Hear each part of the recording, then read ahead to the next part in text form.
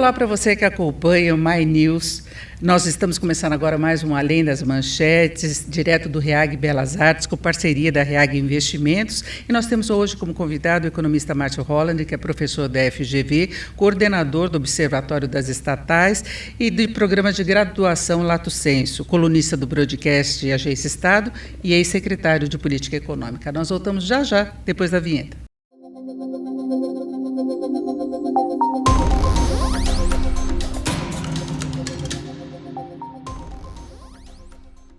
Hoje o nosso convidado é o economista Márcio Holland, professor da FGV, da Escola de Economia de São Paulo, coordenador do Observatório das Estatais e de Programas de Pós-Graduação Lato Sensu, colunista, broadcast Agência Estado e ex-secretário de Política Econômica. Márcio, muito obrigada pela sua presença, pela sua participação aqui no Além das Manchetes. Prazer estar aqui, Denise, conversando com você sobre o Brasil, a economia, cenários diversos. Sempre um prazer estar contigo. Esses desafios que nós temos aqui na nossa economia, com a gente a Deise Ciocari, que é cientista política, jornalista. Deise, obrigada pela participação. E o Marcelo Fonseca, economista, nosso parceiro economista-chefe da REAG Investimentos. Marcelo. Um prazer, novamente.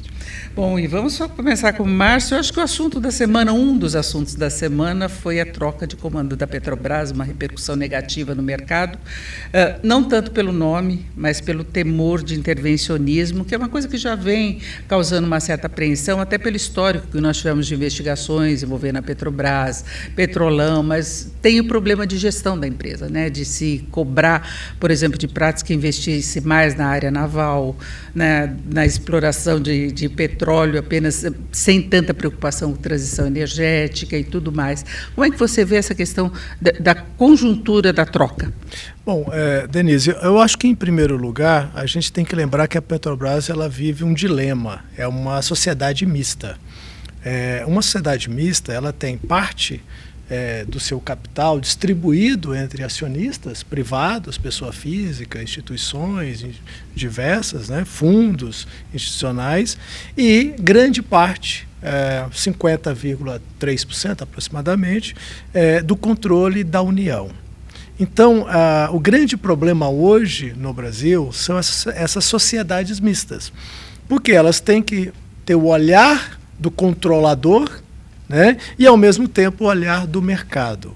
E, infelizmente, no Brasil, vamos chamar, os objetivos dos dois grupos não convergem na maioria das vezes. O governo desejando que a Petrobras faça mais investimentos, digamos, com nacionalização, conteúdo nacional, local, a Petrobras distribua mais dividendos, às vezes até situação surreal de antecipar a distribuição de dividendos, controle a sua política de formação de preços para administrar a inflação.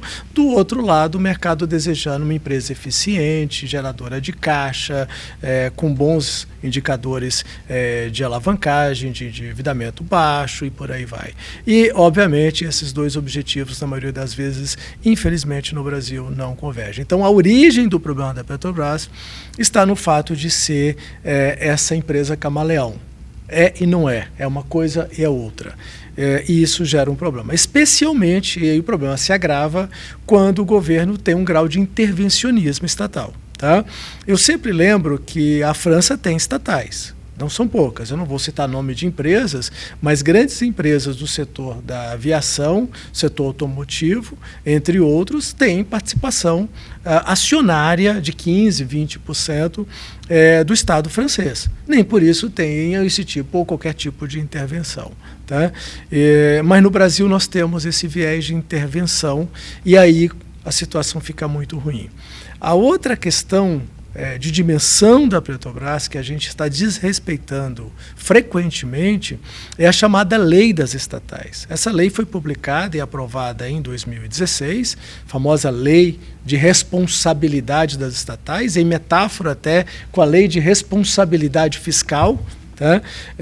Que procuraria ali, segundo essa lei, dar um enforcement, dar um caldo de governança corporativa de qualidade para as empresas estatais no Brasil, por vários critérios de governança corporativa. Infelizmente, o que a gente vem assistindo no Brasil é o governo não seguindo essa lei. Tá?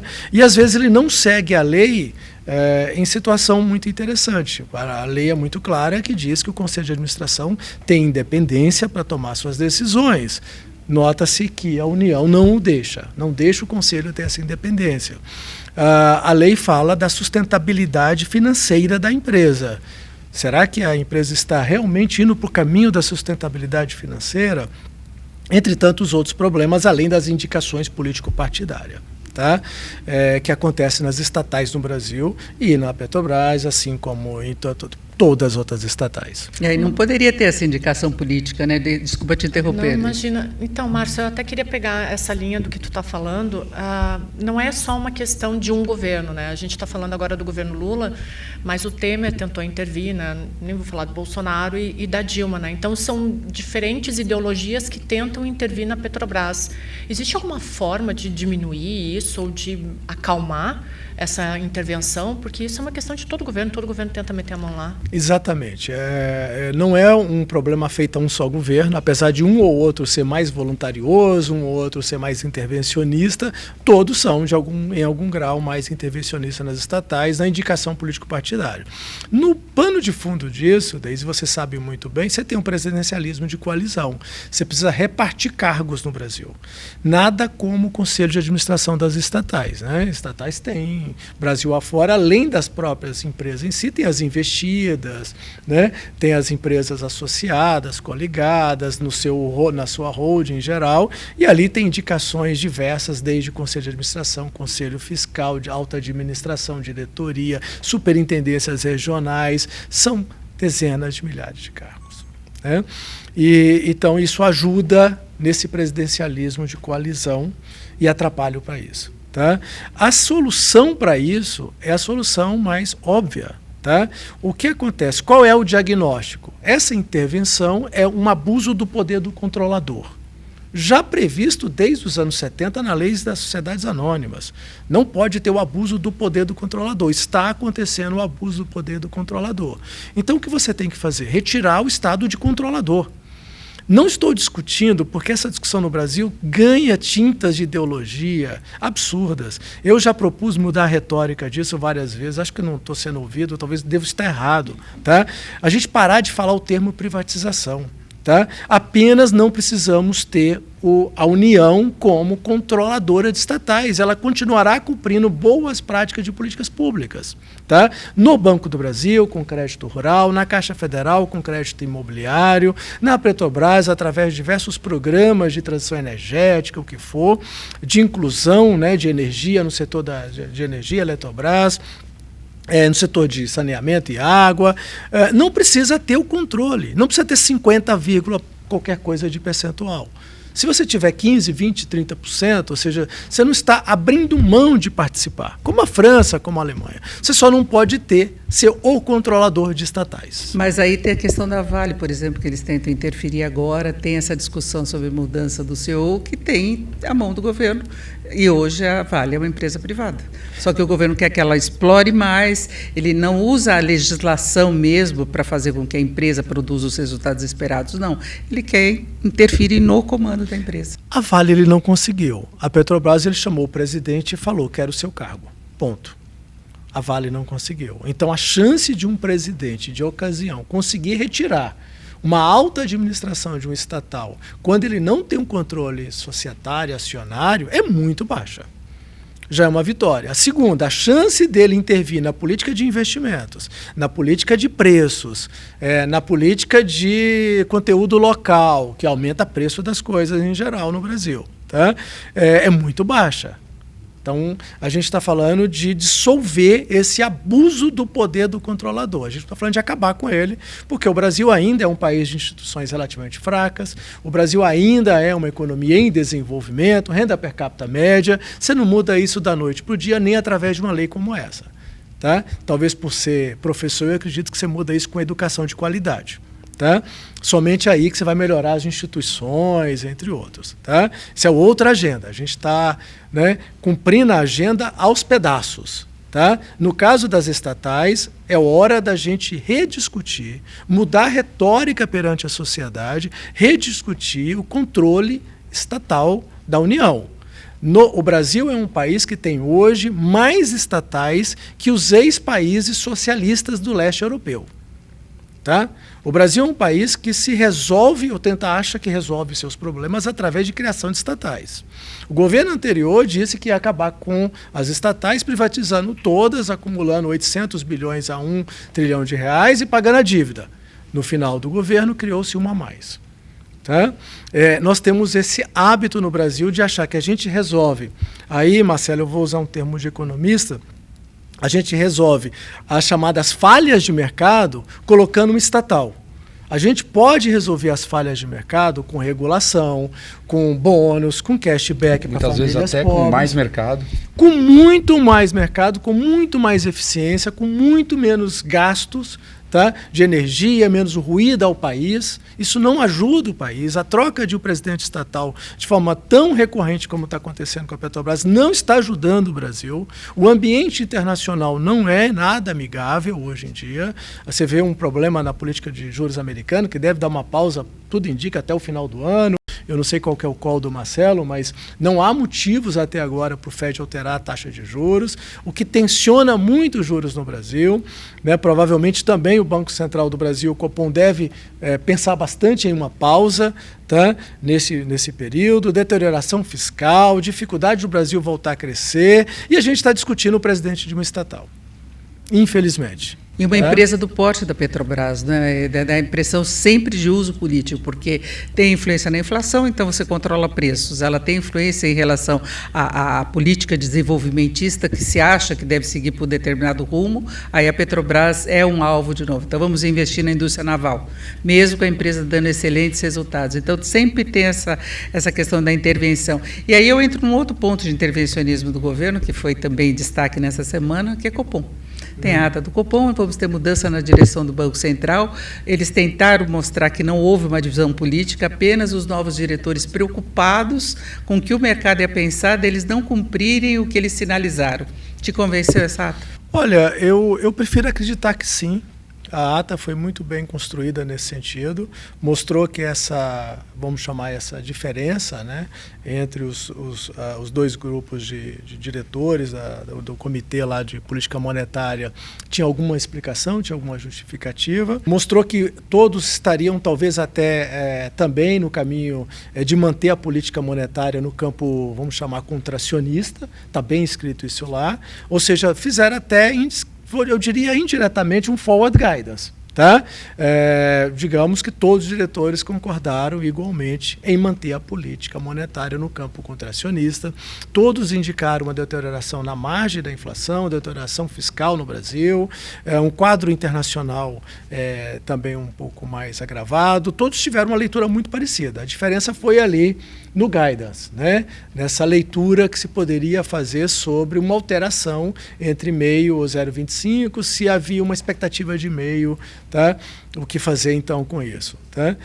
Eu prefiro acreditar que sim, eu prefiro acreditar, conhecendo os diretores do Banco Central que votaram por meio, pelo menos alguns pessoalmente inclusive, eu acredito numa visão muito de credibilidade, de levar a inflação para o centro da meta, e a inflação está se deteriorando. Tá? Então o próximo passo do Banco Central vai deixar isso mais claro ainda. Nas próximas reuniões é que nós vamos conferir se haverá ou não essa divisão. Eu falei, não tem mais o guidance, né? Para eu me apegar a ele, né? Eu falei que podia ser meio, agora eu tenho que botar meio, né? Na mesa. Mas eu acho que tudo indica que vai depender muito da comunicação ao longo do tempo. Deixaram aberto, né? Bem data dependent, né?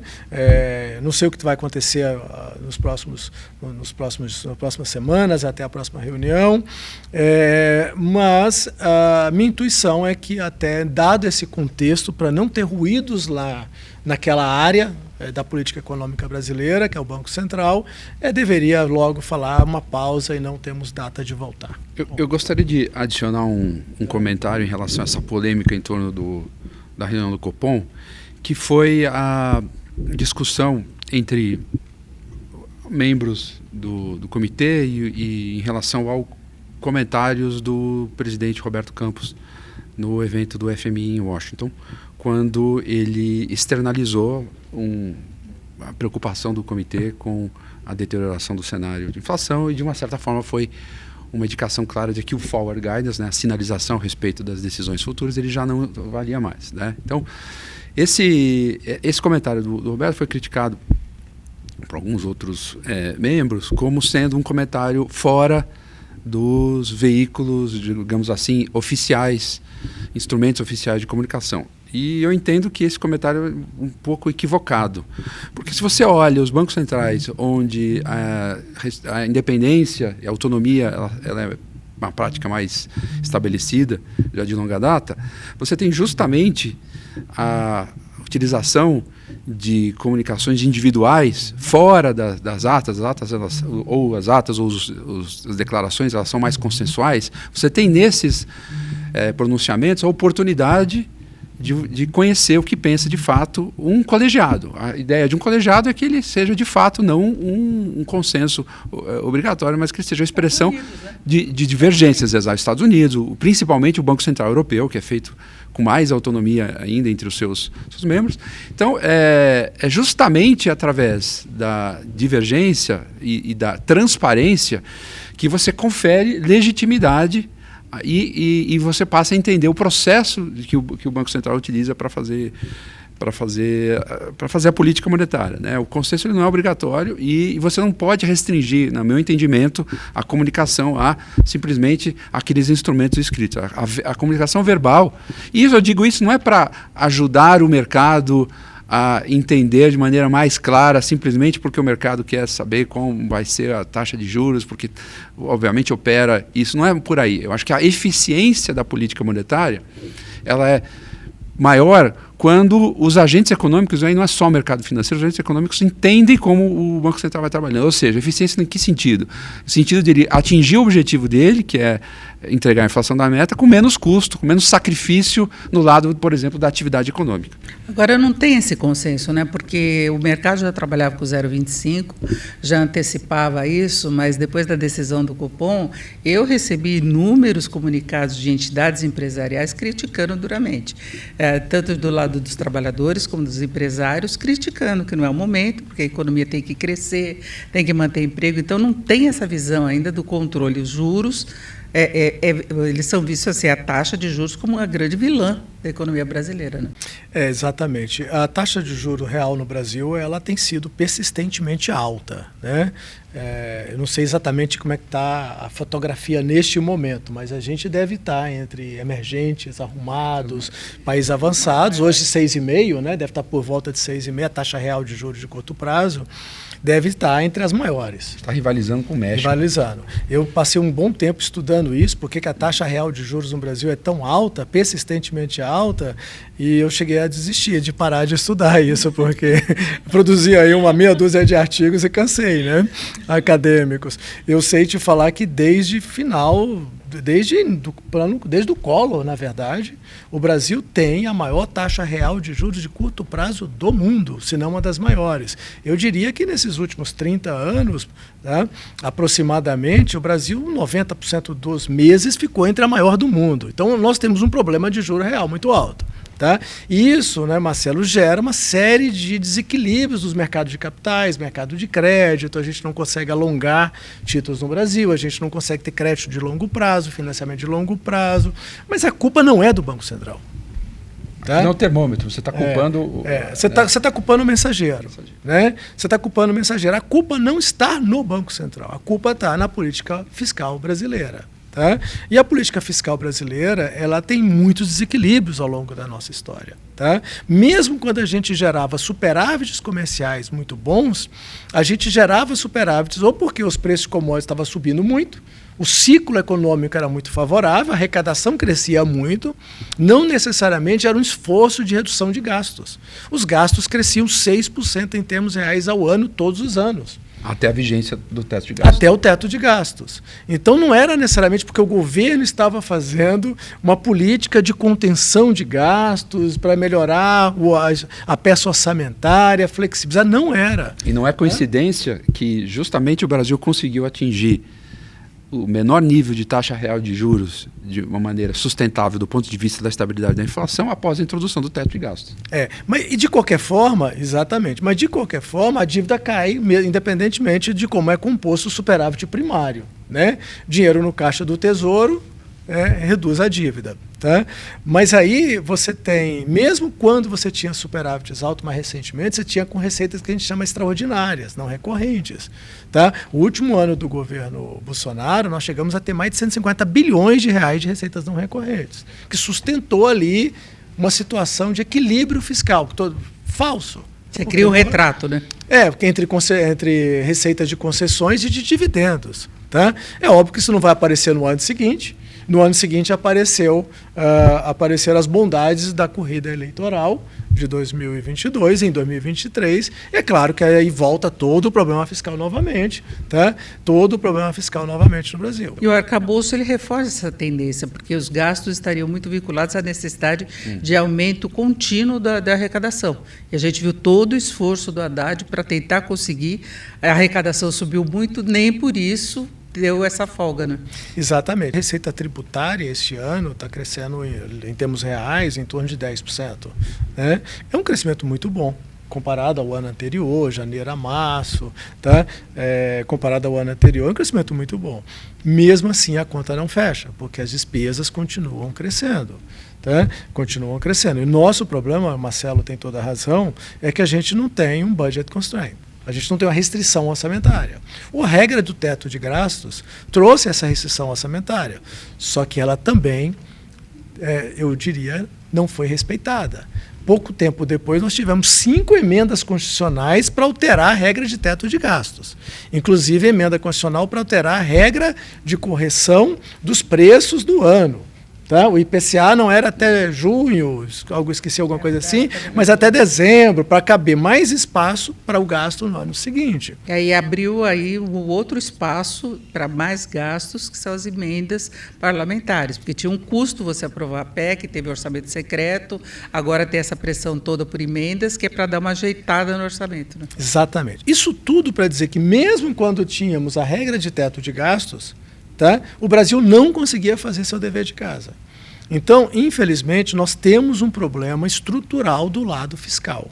E esse problema estrutural do lado fiscal não está sendo endereçado, que é alteração na estrutura de gastos no Brasil, medidas de flexibilização, de desindexação da estrutura orçamentária brasileira, muito indexada a salário mínimo, benefícios indexados a salário mínimo, tá? Uma previdência que continua, mesmo com a reforma, tendo aumento de gastos ao longo do tempo, uma folha de salário de servidores que está invadindo o orçamento. A gente está falando de mais de 350 bilhões de reais por ano de folha de servidores da União, mais de 700 bilhões de despesas da Previdência, mais de 1 trilhão de despesas de 2 despesas. Tá? E não se vê uma tentativa de reestruturação, porque você falou a questão do salário mínimo, tem uma política agora de aumento real do salário mínimo, que impacta também na Previdência. Então, tem esse problema. Não se pensa em fazer uma reforma administrativa do ponto de vista segura um pouco o reajuste salarial, mas aí tem a pressão também, tem os movimentos cobrando esse aumento do governo, vai ter mais contratações. Não é? E eu queria colocar nesse contexto agora a situação do Rio Grande do Sul. A gente está tendo já mais ou menos o desenho do quanto que isso pode custar de início, né? Claro que a reconstrução da infraestrutura vai demandar muito mais. Mas no contexto da política fiscal do governo, como é que você vê essa situação, mesmo com os gastos correndo por fora, que teve autorização, o estado de calamidade lá? Os gastos, qualquer que seja, é lamentável o que está acontecendo no Rio Grande do Sul, lamentável, é sempre importante fazer esse disclaimer, né, por dois motivos. Um deles é a negligência do homem com as mudanças climáticas.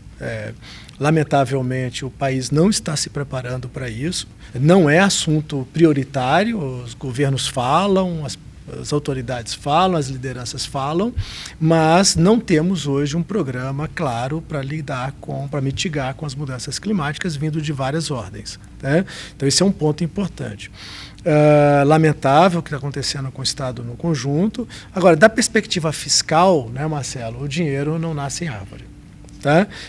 Ou é por emissão de títulos de dívida, ou por emissão de moeda, tá? Ou por aumento de carga tributária, né? É um clássico, é uma equação clássica do economista, né? A gente costuma dizer aquela velha frase tradicional que todo mundo conhece: não existe almoço grátis. Tá? Não existe almoço grátis. Certamente que esse dinheiro vai exigir mais emissão de títulos, vai exigir mais expansão da base monetária, numa proporção, é óbvio, né? Não é uma proporção, a gente está falando de gastos da União, um orçamento de 2 trilhões. A gente está falando que um gasto como esse, se chegar muito, 100 bilhões, então é óbvio que as proporções são aceitáveis, tá? Mas vai sair, obviamente, de mais necessidade, de mais emissão de títulos e por aí vai, né? Então, de certa forma, eu até diria, este não é o problema fiscal brasileiro, deixar muito claro. Vamos resolver o problema. O problema fiscal brasileiro é estrutural. Inclusive, para quando ter desastres, tragédias humanitárias, ter espaço fiscal que a gente não fica discutindo. Não tem esse pânico, não é? Esse pânico. A gente nem sequer tem capacidade de fazer política fiscal no Brasil. A política fiscal brasileira é ineficaz. Não tente aumentar o gasto. Você não vai conseguir nada com isso.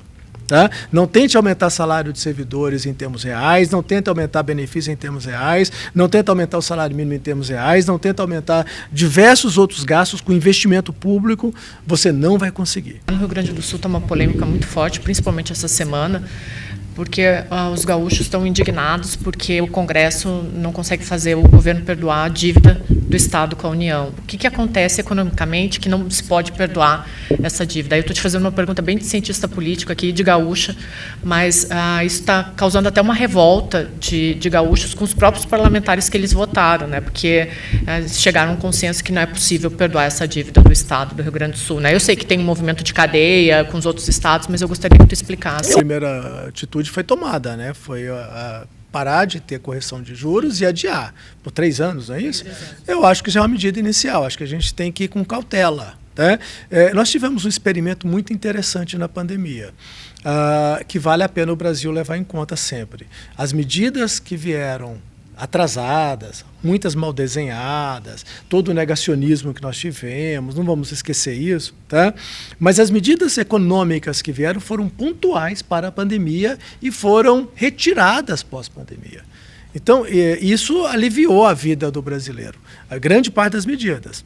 Depois nós tivemos na corrida eleitoral aquela reajuste do Auxílio Brasil, que virou Bolsa Família, que hoje já é 1,5% do PIB, era meio, tá? A gente tem 1% a mais do PIB para financiar, por conta, desfocalizando a política, da ineficiência política em geral. Mas as medidas voltadas para a pandemia, algumas mal desenhadas, algumas atrasadas demais, elas foram pontuais. E é isso que é preciso fazer.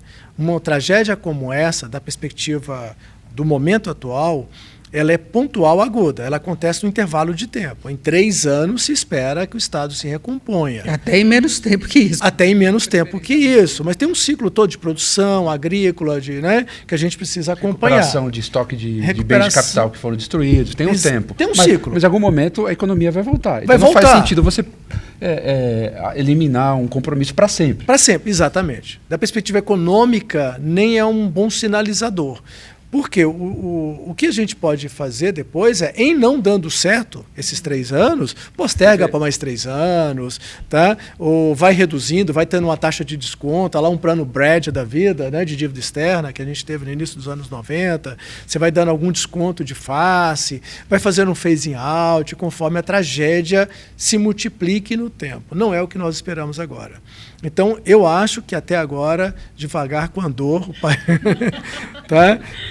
Os 3 anos estão bons até agora, a ajuda humanitária do brasileiro está muito bem-vinda e a ajuda do governo federal até agora anunciada estão muito bem desenhadas neste momento. O Márcio destacou a respeito da sua pergunta anterior, como é que fica a ajuda federal ao Rio Grande do Sul diante do problema fiscal. E eu acho que esse ponto que o Márcio colocou, que o problema de fundo é o problema estrutural, no fundo, eles se conversam lá na frente, essas duas questões, no seguinte sentido: como em algum momento a gente espera que esse negacionismo climático ele vá se encerrar e que a gente possa começar a planejar ações de prevenção, ações de melhora da infraestrutura para lidar com esses eventos que vão ocorrer com frequência cada vez maior. Isso vai exigir recursos públicos para se fazer isso, não? Privados e públicos.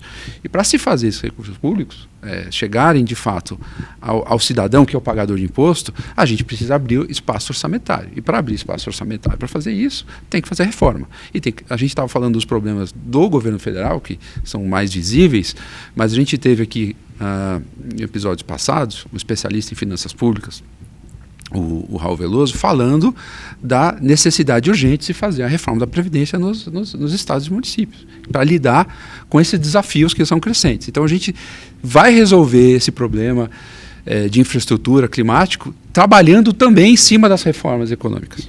Exatamente. É importante quando você lembra de estados e municípios, porque o gasto brasileiro anual com previdência de estados, municípios, da União pública e privada, do regime geral da Previdência e do regime próprio da Previdência, quem está nos acompanhando, não sei exatamente o quanto conhece isso, mas de todos os brasileiros, tá?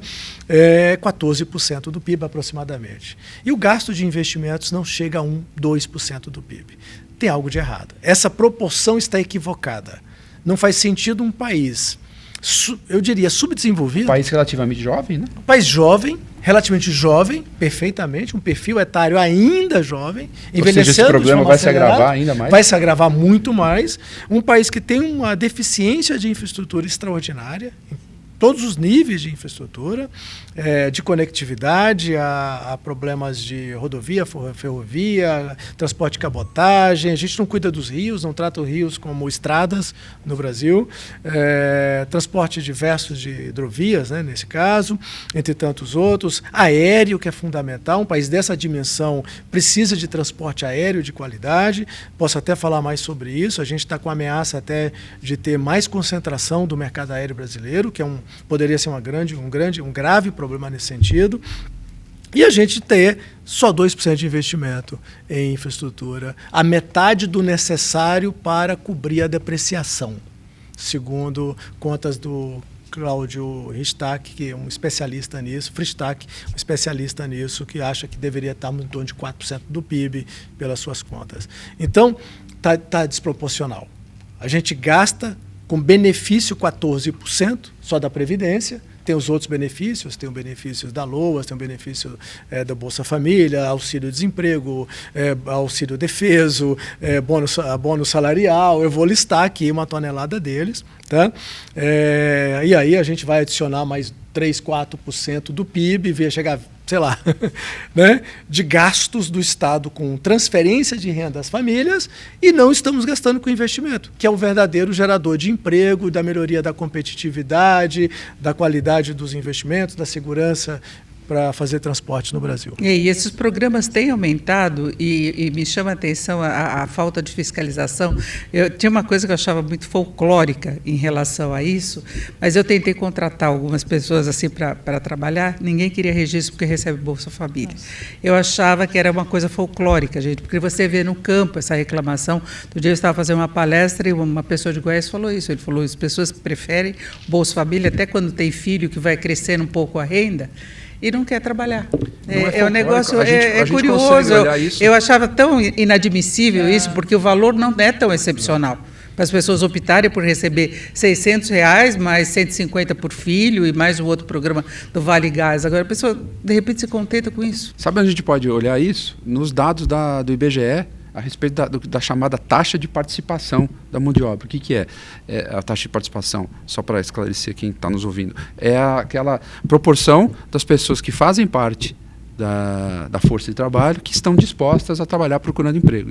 Então, o que a gente nota depois da majoração que a gente assistiu nesses programas de transferência, uma redução dessa taxa de participação. Ou seja, os dados oficiais capturam isso. E as consequências a gente sabe, que, por exemplo, entre elas, a informalidade, a informalização, que tem impacto fiscal, e a redução da produtividade da mão de obra, porque muita gente opta por não receber, não trabalhar. E a informalidade acaba pesando na Previdência também, né? A informalidade no Brasil é muito grande. Nas regiões mais desenvolvidas, a gente diria que é meio a meio, mercado de trabalho. Nas regiões menos desenvolvidas, como no norte, na Amazônia brasileira, pode chegar a 70%, 80% de informalidade.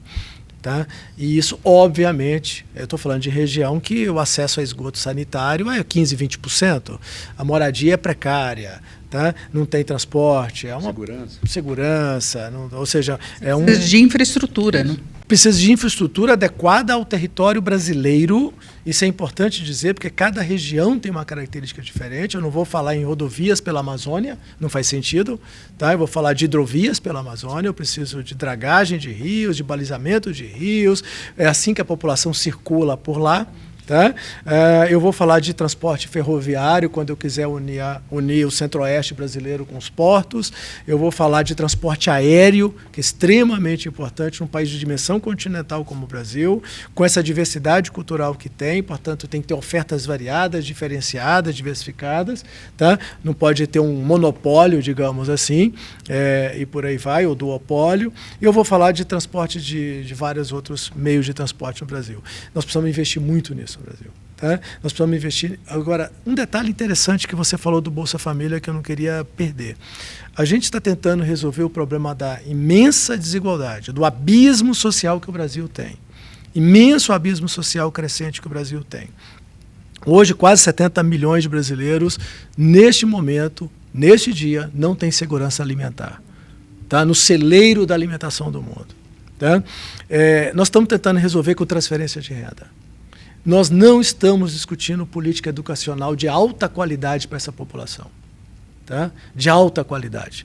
E eu vou enfatizar, eu sou um sonhador. Política educacional para a população pobre deve ser tão boa quanto a melhor escola do mais rico no Brasil. Para ter condição de chegar bem ao mercado de trabalho. Bilíngue, integral, centro esportivo, professores de alto nível, ganhando muito bem, centros técnicos, laboratórios de informática de alto nível, de inteligência artificial, robótica, exatamente igual a um rico. Porque este é o abismo social brasileiro. Porque você perpetua no Brasil a chamada falta de oportunidade. Tá? As pessoas já nascem mais pobres e com menor oportunidade, porque não vão ter também a mesma educação. Então, dificilmente vão fazer o catch-up de uma classe média, média alta brasileira. Tá? E nós vamos perpetuar isso. Nós vamos perpetuar isso como? Vamos dar uma transferência de renda. Vamos reajustar o salário mínimo em termos reais. Vamos dar um benefício da Previdência. Vamos dar um seguro-desemprego melhor. Vamos dar um abono salarial melhor. Vamos reajustar o seguro-defeso. Sobrevivência, né? E aí o que acontece? Problema fiscal. Tiro sai pela culatra. Tá? Porque o problema fiscal te leva a quê? Baixo crescimento, os juros têm que ficar alto, o país vai ficar medíocre, não tem produtividade crescendo e por aí vai. E perpetua a desigualdade. E ela vai agravar ainda mais com essa dinâmica demográfica que está vindo, que já está a passos largos acontecendo, posso elaborar mais sobre isso, com a digitalização da economia, com a inteligência artificial, vai se agravar muito mais. Nós vamos ter o nosso abismo, o nosso fosso social será extraordinário no Brasil nos próximos 20 anos. Porque a população mais pobre não consegue acompanhar. Você tem casos excepcionais que viram exemplo quando tem essa superação toda. Aí você tem a necessidade de cotas que, na verdade, tentam compensar a falta de uma formação básica eficiente. São retalhos que a gente vai... Eu não vou entrar na discussão de cota, tá? Tomar um cuidado com isso. A gente tem uma herança recente, né, com relação ao problema... Eu não estava falando de cota racial, mas muita gente defende, por exemplo, quem vem escola pública. Mas é porque a escola pública é precária. Exatamente. E no passado não era assim. Exatamente. No passado não era assim. A escola pública, ela era preferencial, inclusive. Você tinha dificuldade para entrar em determinadas escolas públicas, porque tinha uma qualidade de ensino. Tinha professores com vontade de ensinar efetivamente, com formação. Né? O Brasil perdeu essa... Nós deterioramos substancialmente a educação no Brasil. Ela piorou substancialmente nas últimas décadas. Não houve avanço educacional no Brasil. Tá? Mesmo na instância que tem proteção da União, que são universidades federais, a deterioração do ensino é extraordinária. O que a gente viu foi uma preferência pela universalização, que era importante. Então, quando você olha métricas de cobertura da evasão escolar é um pouco pior, mas métricas de universalização elas são elevadas. A gente aumentou demais o orçamento, isso vale para a saúde também. Tem até esse problema da vinculação das despesas com educação às receitas, que é um problema orçamentário, mas a gente não conseguiu transformar isso em melhores resultados. Tá? Veja, por exemplo, as medidas dos testes internacionais, como o PISA, onde o Brasil é muito mal ranqueado. Então a gente gasta e gasta muito mal. O Brasil gasta bastante com educação. E aí tem uma estrutura de corporativismo em torno do sistema educacional brasileiro que perpetua o atraso. Tá? Como romper isso? Como revolucionar o sistema educacional brasileiro? E, com isso, como nos prepararmos para termos um orçamento menos associado a transferências e a salário mínimo, tá? E deixar que a população, ao ganhar talento, competência, mérito, né? Skills, né? Habilidades técnicas, habilidades científicas, prospere. Né? Prospere por esse caminho. Infelizmente, a gente não está fazendo absolutamente nada neste campo. Desculpa o meu pessimismo. Eu ia falar que tem essa coisa do pessimismo mesmo. Eu vejo décadas para o Brasil conseguir corrigir tudo isso, se houver boa vontade. Disposição política, inclusive, para isso. Né, em relação com o Congresso, postura de governo, né, talvez postura até da sociedade nessa questão. Você citava a questão ambiental, eu fui até checar uma das informações que teve tanto fake news relacionado ao Rio Grande do Sul, e, de fato, houve a flexibilização de legislação ambiental com o atual governo, seguindo o governo federal, o que se conseguiu no Congresso. Então, houve flexibilização de muita coisa em relação à ocupação da terra, mais recente, porque você tem o histórico, você fala do Vale do Taquari, desde conhece muito mais, que tem todo o histórico, mas houve uma flexibilização para que isso possa se repetir em outros locais, né, que é uma situação que vai na contramão da necessidade que nós temos hoje diante do aquecimento global.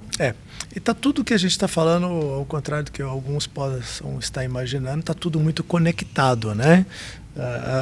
Não sei se fica claro isso. Quando a gente fala da Petrobras, a gente fala de instituições brasileiras, a gente fala de uma percepção da sociedade que é legal ter o preço do combustível barato, tá? Mas a que custo está fazendo isso? Tá?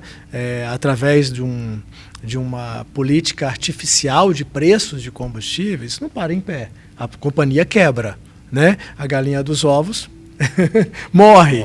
Tá? Morre, não vai distribuir dividendos, não vai explorar o petróleo. Não vai contribuir para a transição energética. Não vai contribuir para a transição energética, porque a Petrobras quando a gente fala de Petrobras, a gente fala de um fluxo de caixa extraordinário, uma geração de caixa de centenas de bilhões de reais, um plano de investimento de centenas de bilhões. Tá? A gente fala de uma empresa de valor de mercado também de centenas de bilhões.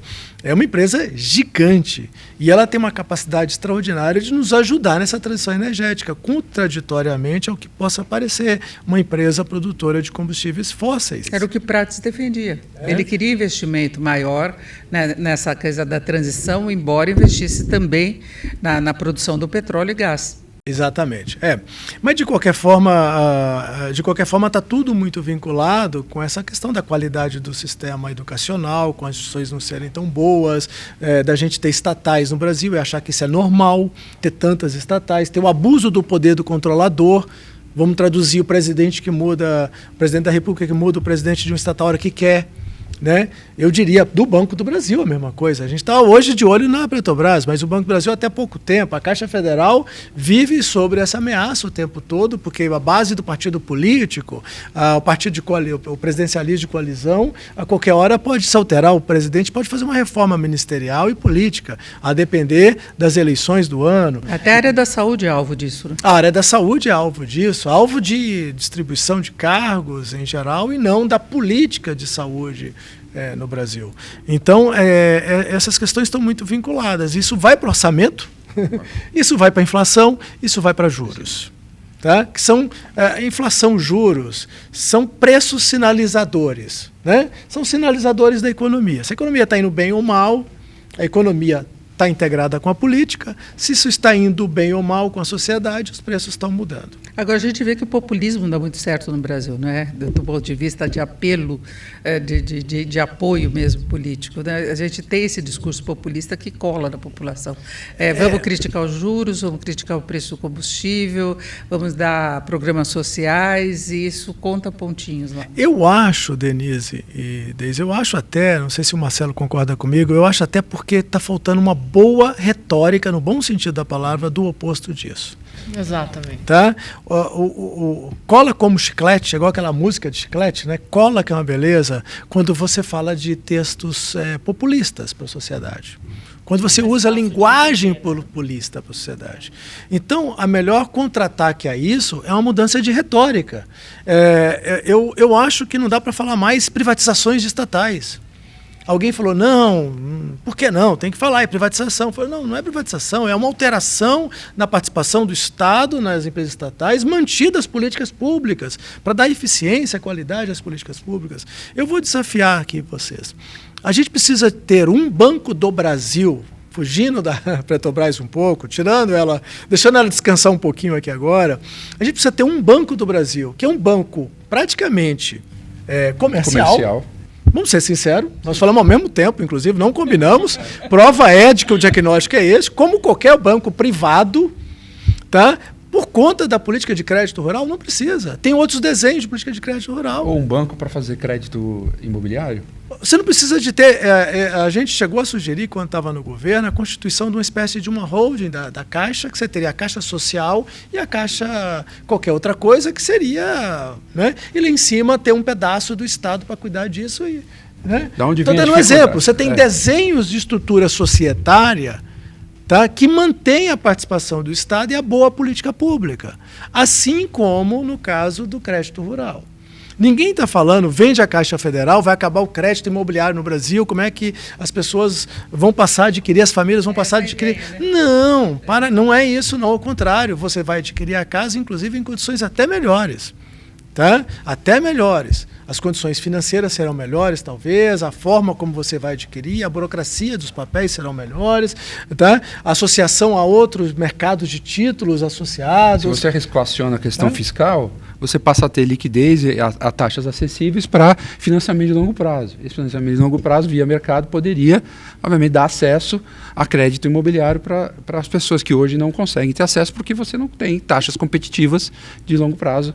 Exato. Por conta da pressão fiscal, da necessidade do Tesouro Nacional se financiar um estoque gigantesco de dívida no mercado de capitais. Agora, a gente reconhece que não existe hoje um mercado de crédito para o setor imobiliário, como é a demanda do setor imobiliário brasileiro. Não há. Não há um mercado privado de crédito para o crédito rural. A saída é fazer as correções de mercado ou estruturais, institucionais, que passam ao largo de você ter um ente estatal para providenciar isso. Agora, só existe esse crédito também porque a fonte dele também tem seu problema. Né? Ou a gente está falando de um FGTS, de um FAT, ou a gente está falando do crédito das exigibilidades bancárias. Né? Ou seja, esse dinheiro não cai do céu para fazer isso. Tá? Quem tem o FGTS sabe que é o pior negócio do mundo. Você ter o dinheiro parado no FGTS é uma expropriação. É uma expropriação aquilo. Do dinheiro do trabalhador. Do dinheiro do trabalhador. Se o trabalhador acha que é legal ter o FGTS daquele jeito, ele está errado. Ele deveria escolher como financiar, como aplicar pelo menos metade do FGTS. Mas aí eu acho que entra uma questão também educacional nessa situação, porque para muita gente o Fundo de Garantia, mesmo tendo essa expropriação, foi a forma de chegar à casa própria, porque a pessoa não poupa. Ela não tem essa formação para poupar. Se você liberar esse dinheiro a mais no salário, ele não vai se transformar numa poupança, por exemplo, para adquirir um imóvel. Eu não estou dizendo nem isso. Eu estou dizendo na forma de aplicação financeira dele. Sim.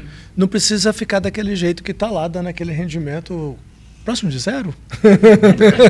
Real até negativo. Até negativo em termos reais. O estoque. Tá? Ele pode ser melhor desenhado. Eu gostaria de escolher. Tá? Eu gostaria de escolher. Agora, não precisa ser de uma vez também. Tudo tem um phase-in, phase-out. Tá?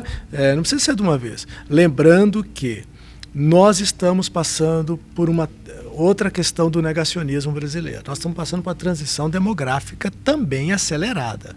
O Brasil vai envelhecer 3 vezes, está envelhecendo 3 vezes mais rápido que os países que já envelheceram. Não sei se vocês sabem disso. O que a França demorou 150 anos para envelhecer, o Brasil está demorando menos de 50 anos. Daqui a pouco, você acha que é longo prazo? Em 2040, a população brasileira para de crescer. Começa a ter crescimento negativo. Tá? E em 2040, aproximadamente 1/3 da população terá 60 anos de idade ou mais.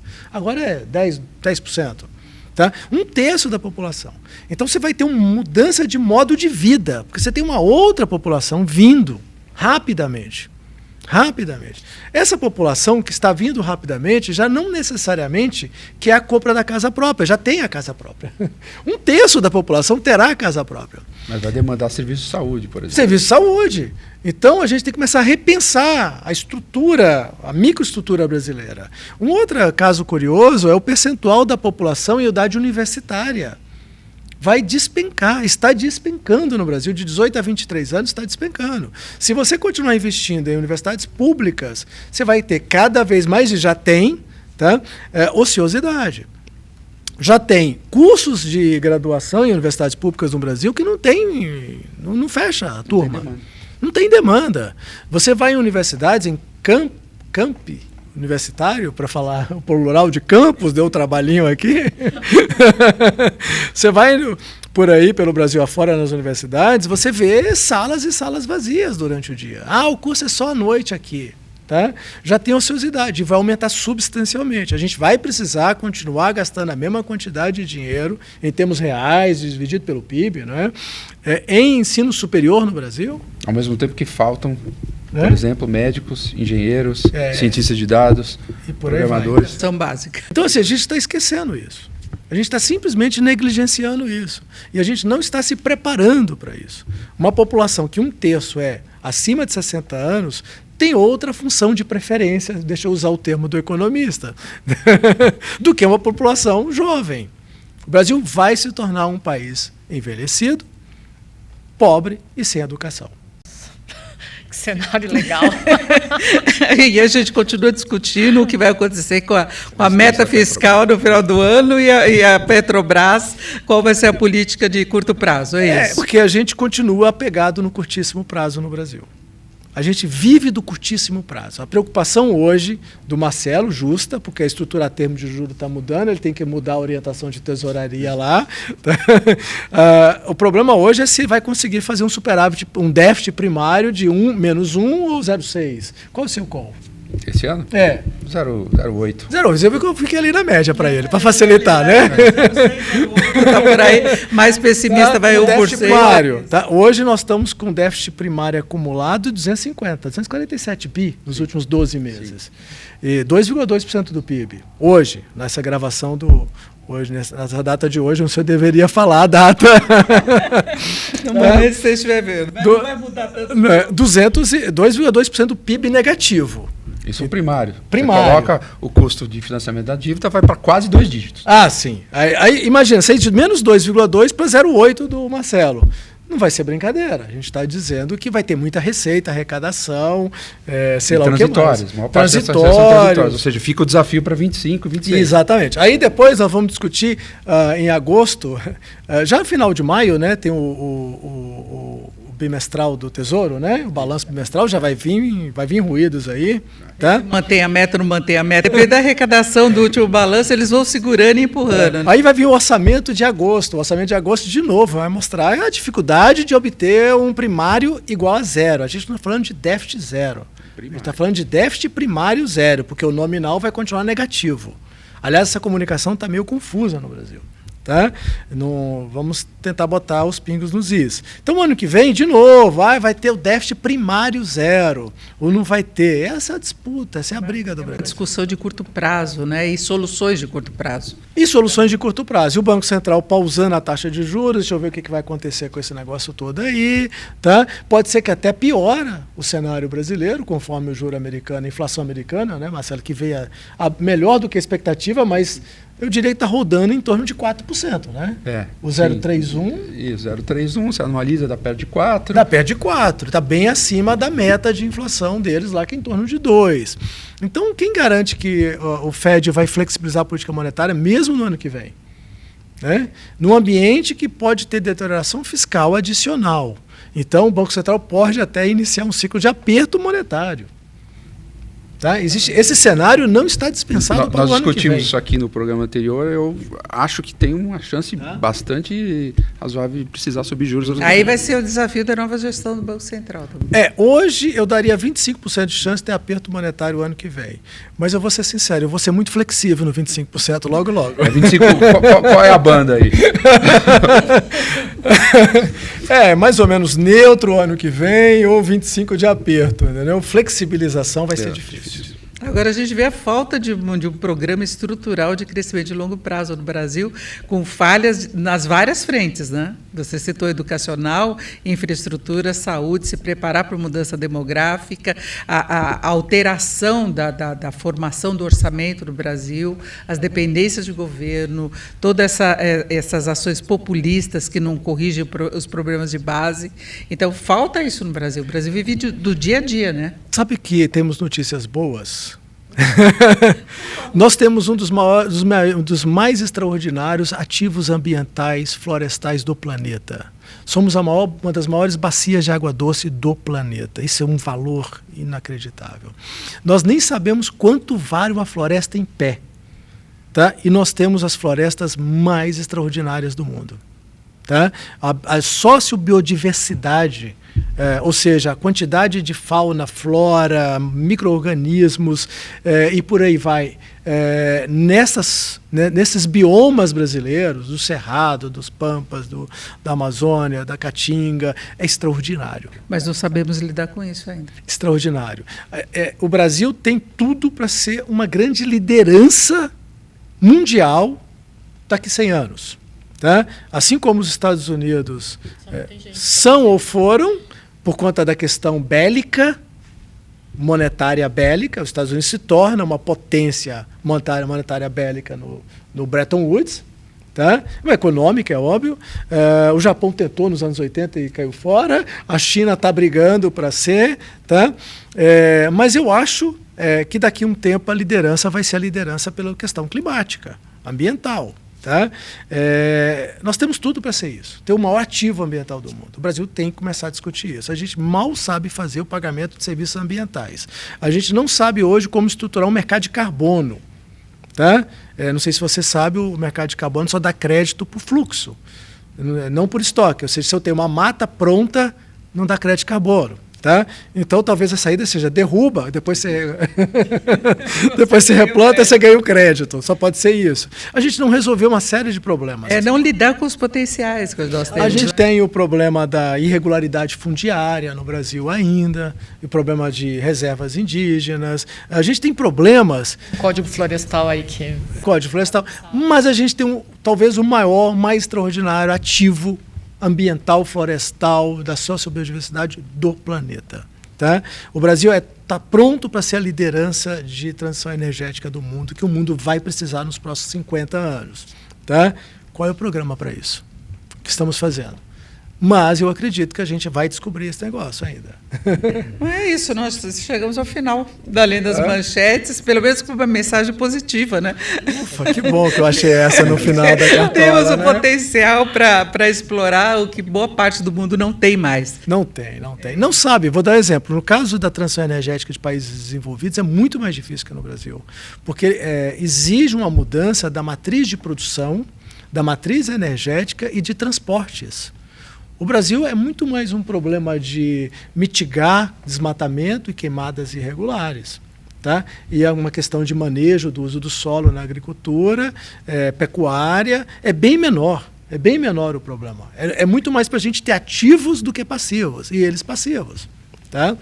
Então, eu acho que esse é um caminho interessante. Perfeito, eu agradeço muito a participação, Márcio Roller, aqui no Além das Manchetes. Eu acho que você chamou a atenção para pontos muito relevantes que cada um de nós tem que prestar atenção.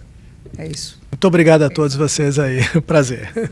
Marcelo, obrigada. Obrigado. Deise, obrigada pela participação. E você que acompanhou esse Além das Manchetes, além do nosso programa de hoje, confira os anteriores para você ir além das manchetes, para você entender de fato os problemas que nós temos na economia de uma maneira estrutural.